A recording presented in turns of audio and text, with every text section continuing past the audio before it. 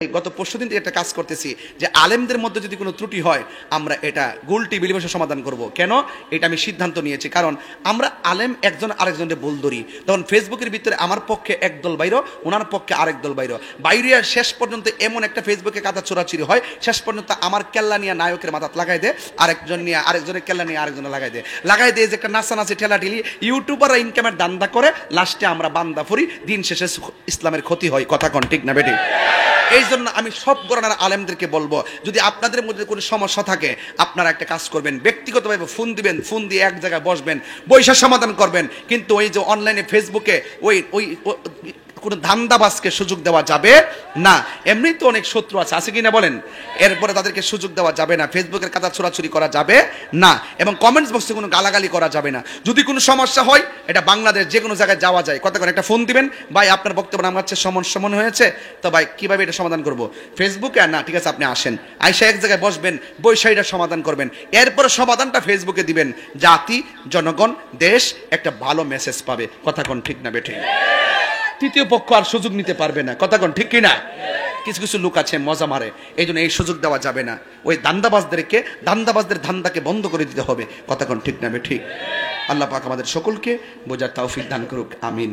আরেকটা কথা বলে দিই, শেষ কথা, আখিরি কালাম, শেষ কথা হলো, মা বাপের মনে কখনো কষ্ট দিবেন না। মা বাপের মনে কষ্ট দিয়ে আমার সামনে বসে ওয়াজ শুনবেন, এত বড় স্পর্ধা আপনার মতো মুড়ি তাহিরি দরকার নাই। যেই পিসাব বলবে মা বাপের সেবা লাগতো না, আমি তো তোর সব, এটা পিসাব না, এটা সকালবেলার পেশাব। এই ফলাফান্ডে 3 বার ঠিক। ওই পিসাবরে আমরা মানি, ওই পিসাবরে মানি।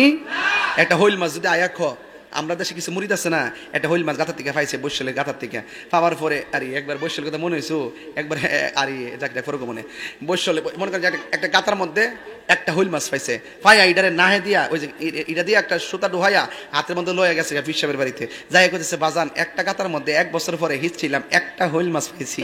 পিসাবকে কি দরকার ছিল, তোমার মার কাছে দাও, এটা জিয়াই রাখুক দে। দরকার ছিল পিসাবরে বলার যে একটা হইল পাইছো, তোমার মা বাপ লইয়া খাও। এই কথাটা বলার পরে যদি ফুলা যদি বাড়িতে হইল মাছটা লয়ে যেত, আমার মনে হয় যে পৃথিবীতে এমন কোনো মা বাপ নাই যে কইতো না যে ফুতরে তোর ফিরে বাইতে লয়ে গেছ, আমার লাগে পাঠাই দিচ্ছে, ফুত আমি পাইছি, আমি খাইছি, যা আমি তোর অনুমতি দিলাম, তুই তোর ফিসাবের কাছে লয়ে যা। কথা কোন ঠিক নেই? ঠিক নেই, কথা ঠিক নেই। এই জন্য যুবক ভাইরা, মা বাপ তোমার শত্রু না, মা বাপ তোমার বন্ধু। এই জন্য আল্লাহ পাক আমাদের সকলকে মা বাবার খেদমত করার তৌফিক দান করে, বলেন আমিন। তুই তোর ফিসাবের কাছে লয়ে যা। কথা কোন ঠিক নেই? ঠিক নেই, কথা ঠিক নেই। এই জন্য যুবক ভাইরা, মা বাপ তোমার শত্রু না, মা বাপ তোমার বন্ধু। এই জন্য আল্লাহ পাক আমাদের সকলকে মা বাবার খেদমত করার তৌফিক দান করে, বলেন আমিন।